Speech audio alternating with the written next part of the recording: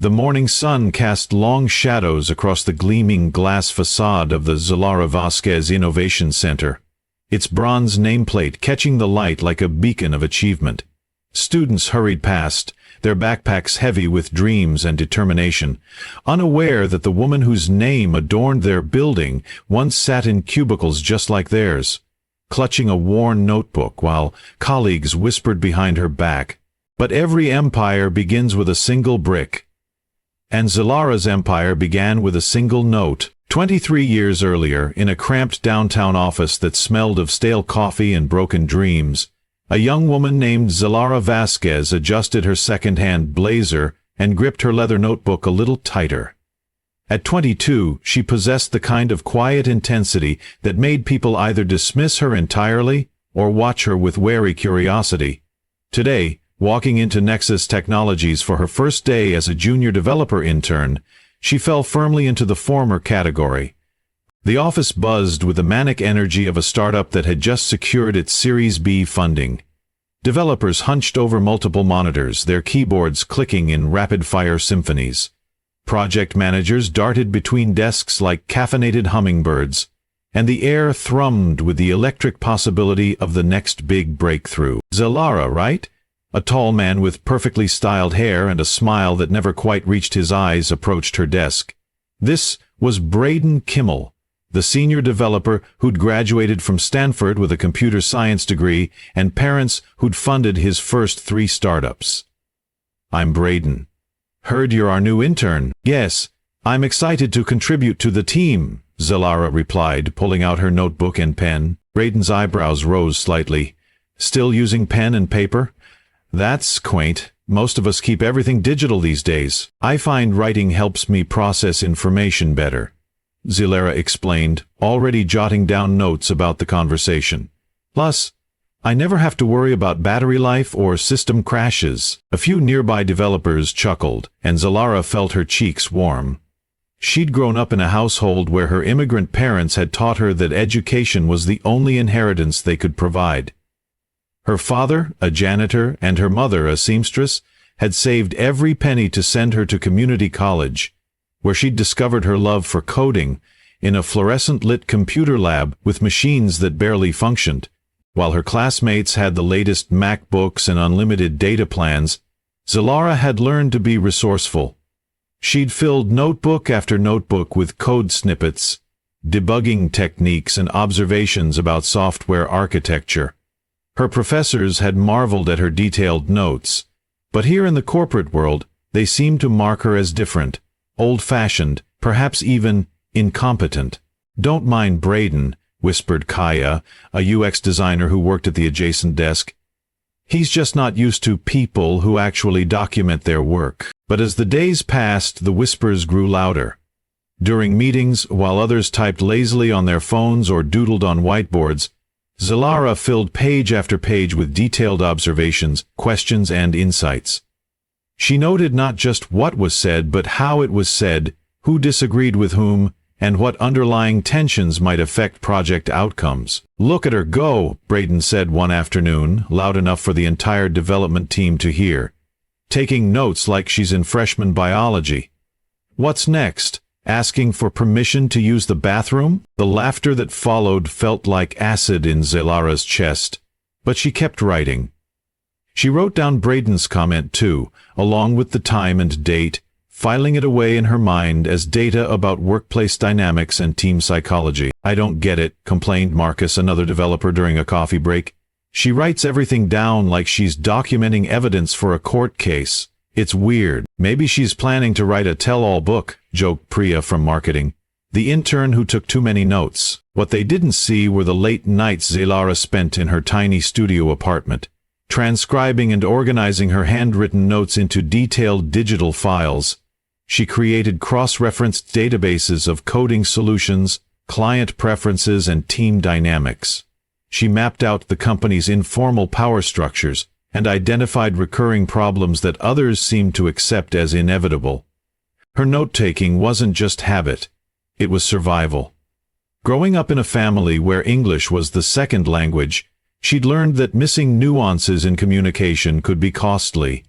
In school, While other students relied on their natural grasp of cultural context, Zelara had compensated by becoming an expert observer and documenter of human behavior. 3 months into her internship, Nexus Technologies landed their biggest client yet, Meridian Financial, a multinational bank looking to overhaul their entire customer interface system. The project was worth $3 million and represented the company's shot at joining the big leagues of software development. "All right, team," announced Jennifer Walsh, the project manager, during the Monday morning meeting. "This is it. 6 weeks to design, develop, and present a comprehensive solution to Meridian's board. I'm putting together a core team of 5 developers, and I want our best people on this." Zelara looked up from her notebook, where she'd been documenting the project parameters, to find Jennifer's eyes on her. "Zelara, I want you on the team." The room fell silent. Several developers exchanged glances, and Braden's smile faltered for just a moment. "With all due respect," Braden said, leaning back in his chair, "shouldn't this team be composed of full-time employees? I mean, Zelara's just an intern." "An intern who's shown remarkable attention to detail and work ethic," Jennifer replied firmly. "The team will be you, Marcus, Priya, Chen, and Zelara. First planning meeting is tomorrow at 9. That evening, Zelara stayed late to review every document related to Meridian Financial. She filled 17 pages with notes about their current system, pain points mentioned in the initial client calls, and potential solutions. She researched the bank's history, their competitors, and recent trends in financial technology. Meanwhile, her teammates approached the project with confident casualness.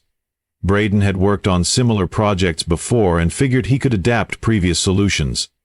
Marcus focused on the technical architecture without diving deep into client-specific requirements. The others trusted that their natural talent and experience would carry them through. "You know what your problem is?" Braden said, finding Zelara still at her desk at 8 p.m.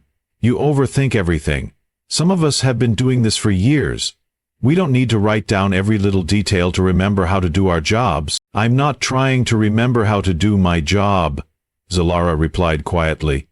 "I'm trying to understand how to do it better." Braden laughed. "That's the difference between us. I already know how to do it better." The next 4 weeks blurred together in a frenzy of coding, testing, and iteration. The team worked well together, despite the underlying tension. Braden's experience with similar projects proved valuable, and his code was clean and efficient. Marcus designed an elegant system architecture that could handle the bank's massive transaction volumes. Priya's interface designs were intuitive and user-friendly. But it was Zelara who noticed the small details that others missed. When the team celebrated successfully implementing the core transaction processing system, she was the one who noted that the client had mentioned wanting to expand to mobile platforms within 6 months. When they finalized the user interface, she remembered that the bank's CEO had specifically praised their competitors' data visualization tools during the initial meeting. "You're being paranoid," Braden said, when Zelara suggested they prepare additional mobile mock-ups for the presentation. "They didn't ask for mobile. Let's not overcomplicate things." "It's not about what they asked for," Zelara replied, flipping through her notes. "It's about what they need. Look, in the second client call, their CTO mentioned that 60% of their customers access accounts through mobile devices, but their current system doesn't support responsive design. In the third call, they said their biggest complaint from customers is..." "Zelara," Marcus interrupted, "we've got 6 days until the presentation. Let's focus on perfecting what we have instead of adding new features." She nodded and said nothing more. But that night, she worked until 3 a.m. creating mobile mock-ups anyway. Something in her notes, a pattern of comments and concerns, told her they would need them. 3 days before the presentation, Jennifer called an emergency meeting. "We have a problem," she announced, her face pale. Meridian moved up their decision timeline. "They're meeting with 3 vendors this week instead of next month. Our presentation is tomorrow." The room erupted in controlled panic. Final testing hadn't been completed. The presentation deck was still in draft form. Several features were functional but not polished. "It's fine," Braden said, though his voice carried a slight tremor. "We've got a solid foundation. We can polish it up tonight." But as the team worked frantically through the night, cracks began to show. The demo environment crashed twice. A critical feature that had worked perfectly in testing suddenly developed a bug that no one could reproduce consistently. The presentation slides were comprehensive, but lacked the compelling narrative that would convince executives to commit $3 million. At 6 a.m., with the presentation scheduled for 2 p.m., the team sat in the conference room looking shell-shocked. Empty coffee cups and crumpled papers littered the table. Their demo was functional, but uninspiring. Their presentation covered the technical requirements, but failed to address the client's broader strategic goals. "We need to talk about what happens if this goes badly," Jennifer said quietly. "This contract represents 30% of our annual revenue. If we lose it, you didn't need to finish." Everyone knew that Nexus Technologies was still a small company. Losing a contract of this size could mean layoffs, budget cuts, and a serious blow to their reputation in the industry. "What if we postpone?" suggested Shen. "Tell them we need more time to perfect the solution." "They'll go with one of the other vendors," Braden said flatly. "We get one shot at this." Zelara had been quiet during the discussion, but now she opened her notebook and began flipping through pages. "What if we change our approach?" she said softly. "What do you mean?" Jennifer asked. "I mean, what if we stop trying to fix what's broken and start with what we know works?" Zelara stood and moved to the whiteboard. "Based on my notes from all the client calls, here's what they care about most." For the next hour, Zelara walked the team through insights they'd missed. She showed them how comments from different stakeholders revealed a complex web of internal politics and competing priorities. She explained how the bank's recent merger had created integration challenges that their current solution didn't address. She pointed out opportunities to position their proposal not just as a technical upgrade, but as a strategic advantage. "Here's what I think we should do," she said, turning to face the team. "We present two solutions. The first is what they asked for, a solid, comprehensive system that meets their current needs. The second is what they actually need, a platform that solves their current problems and positions them for future growth." "We don't have two solutions," Marcus pointed out. "We barely have one." "We have the foundation," Zelara replied, "and I've been working on some additional components that might be relevant." She opened her laptop and began pulling up files. Mobile mock-ups that seamlessly integrated with the main system. Data visualization tools that turned transaction data into strategic insights. Integration protocols that would simplify their upcoming merger activities. "When did you build all this?" Braden asked, his voice mixture of surprise and something that might have been respect. "I've been working on pieces of it for weeks," Zelara admitted. "My notes kept pointing to needs they hadn't explicitly stated. I thought it might be useful to have some options." The team stared at her work, then at each other.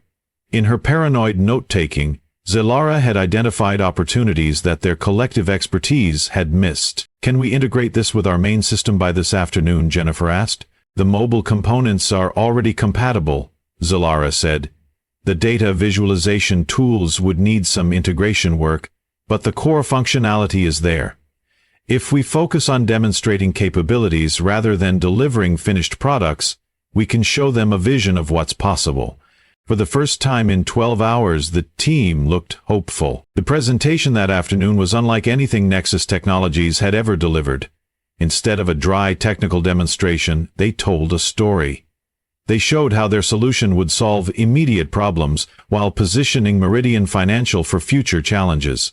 They demonstrated not just what their system could do, but how it would transform the bank's relationship with its customers. When the bank's CTO asked about mobile compatibility, Zelara was ready with detailed mock-ups. When the CEO questioned how the system would handle their upcoming acquisition, she walked them through integration scenarios. When the board members asked about competitive advantages, she showed them data visualization tools that would give them insights their competitors lacked. "This is impressive," said the CEO, Margaret Chen, as the presentation concluded. "But I have to ask, this seems like a much more comprehensive solution than what we initially discussed. Are you confident you can deliver all of this within our timeline and budget?" The room fell silent. This was the moment that would make or break not just the contract, but potentially the entire company. "Monsieur," Zelara said, standing up, May I share something with you? Margaret nodded. 6 months ago, I was taking notes in my first corporate job, while my colleagues laughed at me for being old-fashioned. But those notes helped me understand something important: the difference between building what people ask for and building what they need. She gestured to the screens around the room. Everything you've seen today came from listening carefully to what you and your team told us, not just in formal requirements documents, but in casual comments, concerns, and aspirations. We're not just confident we can deliver this, we're confident it's exactly what you need to achieve your strategic goals. Margaret Chen smiled. I think, she said, we need to talk about expanding the scope of this project. The contract they signed that day was worth not $3 million, but $8 million. It included not just the core system, but mobile applications, data analytics platforms, and ongoing consultation services. It was the largest contract in Nexus Technologies' history, and it launched them into the top tier of financial technology companies. But for Zelara, the real victory came 3 days later, when Braden approached her desk. I owe you an apology, he said quietly. I was wrong about the note-taking thing. I was wrong about a lot of things. You weren't wrong about having experience and talent, Zelara replied. You just assumed that was enough, and you assumed it wasn't, Braden said. Turns out we both needed to learn something. The success of the Meridian project changed everything for Zelara. Within 6 months, she was promoted to senior developer. Within a year, she was leading her own team. Within 2 years, she was developing her own projects and being courted by venture capital firms. But she never stopped taking notes. When she left Nexus Technologies to start her own company, she took with her not just technical skills and industry connections, but hundreds of pages of observations about leadership, team dynamics, client psychology, and market trends. Her notebooks had become a treasure trove of insights that most entrepreneurs spend years learning through trial and error. Vasquez Solutions launched with a revolutionary approach to software development. Instead of building generic products and hoping to find customers, they started with exhaustive research into client needs and market gaps. Zelara's team spent weeks interviewing potential customers, documenting their workflows, and identifying pain points that existing solutions didn't address. Their first product was a project management system designed specifically for creative agencies, built from insights gathered during hundreds of hours of interviews with designers, writers, and agency executives.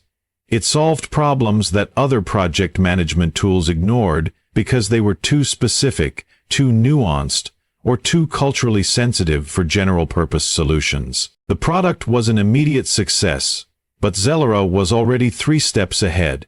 Her notes from the creative agency interviews had revealed broader patterns about how modern professionals collaborate, communicate, and manage their time. She began developing a suite of tools that addressed these patterns across different industries. Within 5 years, Vasquez Solutions had grown from a one-person startup to a company with over 200 employees. They'd developed products for healthcare providers, educational institutions, and nonprofit organizations. Each product was built from the same foundation: meticulous research, detailed documentation, and deep empathy for user needs. But Zelara's most important innovation wasn't technical, it was cultural. At Vasquez Solutions, note-taking wasn't just encouraged, it was considered essential. New employees received training in observation techniques, documentation methods, and pattern recognition. Meeting notes were shared across teams, creating a collective intelligence that informed every decision. The goal isn't just to remember information, Zelara explained to a reporter from Tech Weekly. It's to understand patterns, identify opportunities, and make connections that others miss. When you document everything, you start to see the bigger picture. The reporter glanced at her own notebook, where she'd been frantically scribbling during the interview. Is that why you're so successful? Because you take better notes? Zelara laughed. I'm successful because I learned that there's no such thing as irrelevant information. Every conversation, every observation, every seemingly random detail contributes to understanding. Most people trust their memory and their instincts, but memory is unreliable, and instincts can be biased. Documentation is objective. It doesn't lie, and it doesn't forget. 10 years after that first day at Nexus Technologies, Zelara stood in front of the newest building on the California Institute of Technology campus. The Zelara Vasquez Innovation Center would house the university's new program in human-centered software design, funded by a $50 million donation from Vasquez Solutions. Students walked past, their backpacks heavy with textbooks and laptops, their conversations full of dreams and determination. They reminded Zelara of herself at their age, hungry for knowledge, eager to prove themselves, and perhaps a little naive about the challenges ahead. "What advice would you give to young entrepreneurs?" asked the dean of the engineering school, as they stood together, watching students enter the building. Zelara pulled out her notebook, the same leather-bound journal she'd carried to her first day at Nexus Technologies, now filled with hundreds of pages of observations, insights, and lessons learned. "Document everything," she said. "Every conversation, every failure, every small victory. The people who succeed aren't necessarily the smartest or the most talented. They're the ones who pay attention, who learn from every experience, and who use that knowledge to see opportunities that others miss." She paused, watching a group of students huddled around a laptop, their animated discussion reminding her of her own early days in the industry. "And remember that the person taking notes isn't the person who doesn't know what they're doing. They're the person who knows they don't know everything yet. And that's the most valuable kind of knowledge you can have." The bronze nameplate on the building caught the afternoon sun, casting long shadows across the courtyard. It bore not just Zelara's name, but an inscription she'd chosen herself, in memory of every question asked, every detail documented, and every lesson learned. From cubicle to corner office, from intern to industry leader, from mockery to monument. It all began with a simple belief that every piece of information matters, and that the person paying attention has the greatest advantage of all. The next time someone laughs at you for taking notes, remember Zelara Vasquez.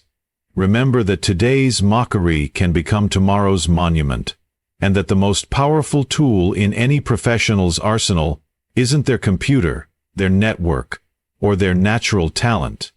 It's their willingness to learn, to document, and to see patterns that others miss. If this story resonated with you, I'd love to hear about your own experiences with persistence and learning. Have you ever been underestimated for your methods or approach? How did you turn that challenge into an advantage? Leave a comment below and share your story. And if you found inspiration in Zelara's journey, please hit that like button and subscribe for more stories about turning obstacles into opportunities. Sometimes the smallest habits create the biggest changes. And I can't wait to share more of these transformative journeys with you. 15 years after the Innovation Center's dedication, Zelara stood in her corner office overlooking Silicon Valley, but her attention wasn't on the sprawling tech campus below. Instead, she was reviewing a stack of handwritten letters from students who had graduated from the programs housed in her building. Each letter represented a life changed, a career launched, and a dream realized through the power of systematic observation and documentation. "Dr. Vasquez," her assistant Ravi knocked gently on the door. "The documentary crew is here for the final interview." Zelara nodded, closing the folder of letters. Today marked the completion of a 3-year documentary project, chronicling the evolution of note-taking and knowledge management in the digital age. The filmmaker Elena Rodriguez had been following Zelara's methodologies and their impact across various industries. "Elena," Zelara greeted warmly as the crew set up their equipment. "I trust you've been taking good notes throughout this process?" Elena laughed, holding up a tablet filled with digital annotations alongside a traditional notebook. "I've learned from the best. Actually, that's what I want to discuss today. Your influence has created something unprecedented. A generation of professionals who view documentation not as a chore, but as a competitive advantage." The interview began with Elena's most intriguing question: "What happened to the people who mocked you back at Nexus Technologies?" Zelara's expression grew thoughtful. "That's an interesting story. Braden, who was my harshest critic initially, actually became one of my strongest advocates. After the Meridian project, he began keeping detailed notes himself, He eventually joined Vasquez Solutions as our Chief Technology Officer and developed our proprietary documentation protocols. She paused, pulling out a worn notebook from her desk drawer. This is his notebook from 2031, 3 years after he joined us.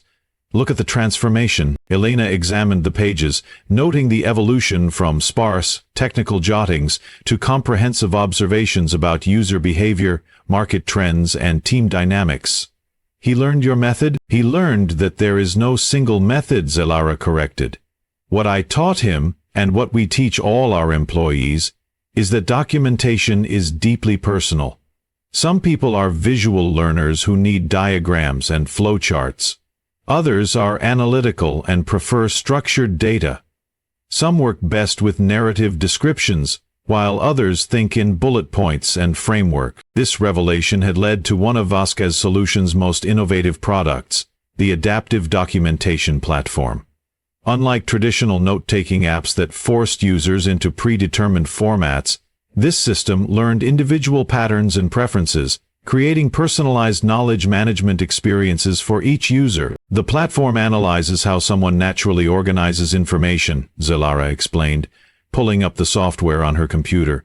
It notices whether they prefer chronological timelines, hierarchical structures, or associative networks.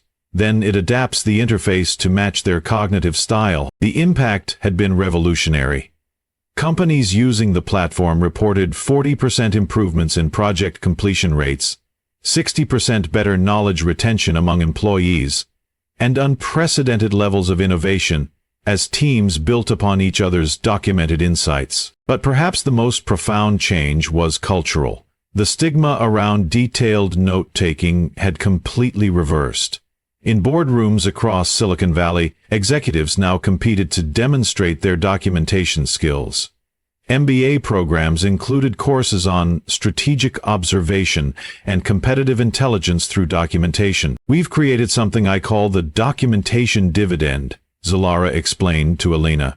Companies that invest in systematic knowledge capture see compound returns. Their employees build upon previous insights instead of rediscovering the same information repeatedly. They avoid costly mistakes because someone documented what didn't work. They identify opportunities faster because patterns become visible when you track them over time. Elena nodded, scribbling notes in her own unique hybrid system, a combination of traditional longhand and digital mind mapping.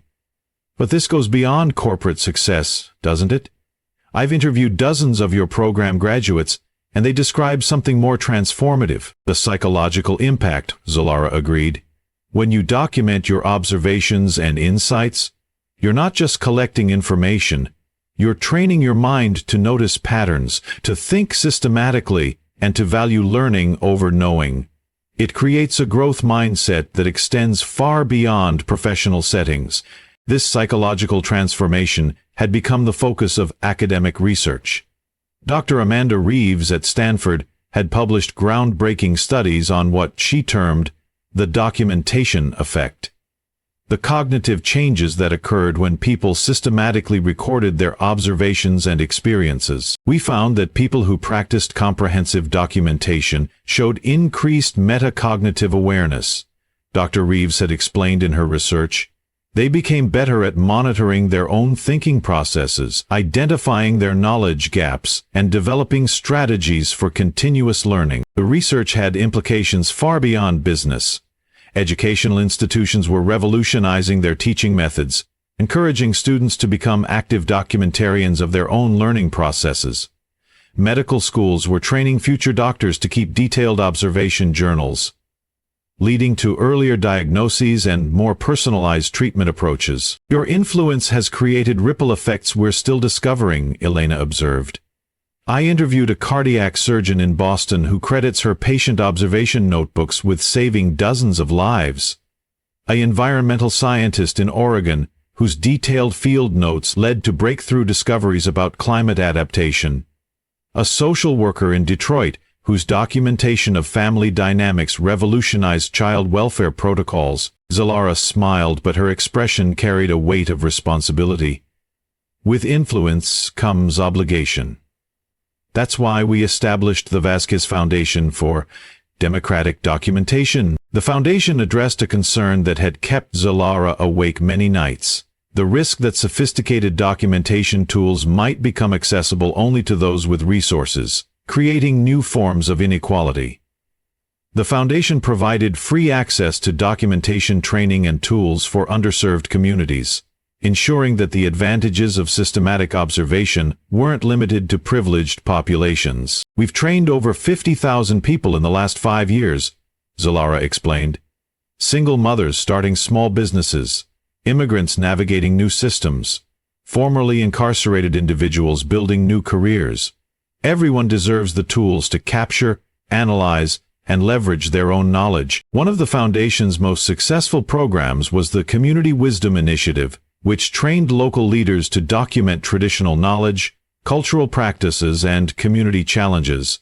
These documentation projects had led to policy changes, resource allocation improvements, and the preservation of valuable cultural heritage. The most powerful example, Zelara continued, is Maria Santos in East Los Angeles. She's a grandmother who started documenting the challenges her neighbors faced accessing health care.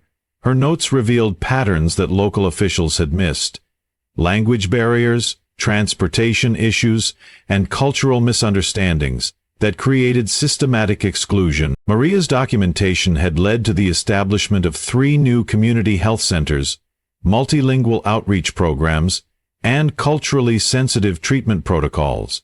Her work had been recognized by the California state legislature, and she'd been invited to speak at national conferences about community-driven healthcare reform. But the most important lesson, Zelara told Elena, is that documentation isn't just about collecting information.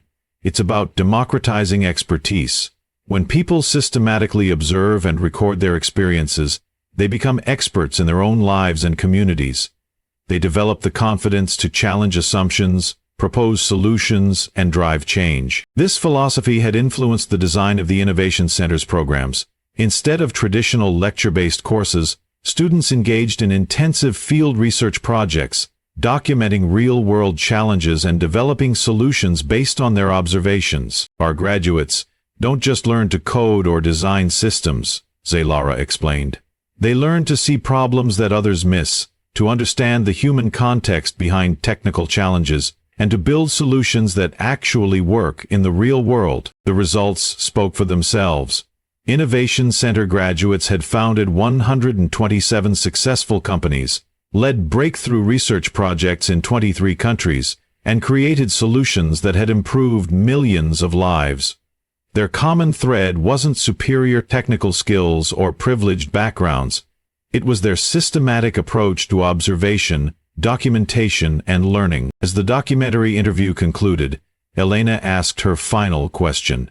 "What do you want people to remember about your story?" Zelara considered carefully, then pulled out her original notebook, the one she'd carried to Nexus Technologies decades earlier. Its pages were yellow with age, filled with observations that had seemed mundane at the time, but had laid the foundation for everything that followed. "I want them to remember that transformation doesn't require special talent or unique circumstances. It requires curiosity, persistence, and the humility to believe that you can always learn something new. When someone mocks you for paying attention, for asking questions, for documenting what seems obvious, that's when you know you're on the right track." She closed the notebook gently, her fingers tracing the worn leather cover. "The building that bears my name isn't really a monument to my success. It's a monument to the power of systematic observation, to the value of documented wisdom, and to the revolutionary idea that everyone has something important to contribute if we just learn to pay attention." Outside the window, students crossed the campus courtyard, their notebooks and tablets in hand, their minds full of questions and possibilities. They represented not just the next generation of innovators, but the next chapter in humanity's ongoing quest to understand, document, and learn from the world around us. The legacy wasn't just in the building or the foundation, or the companies that had been created.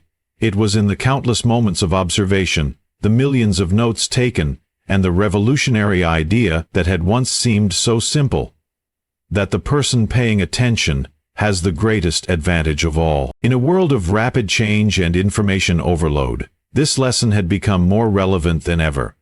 The future belonged not to those who could process information the fastest, but to those who could observe the most carefully, document the most thoroughly, and learn the most systematically. The mockery had become a monument, the notes had become a movement, and the young woman who had once been dismissed for her old-fashioned habits had sparked a revolution in how humanity approaches learning, knowledge, and the systematic pursuit of wisdom.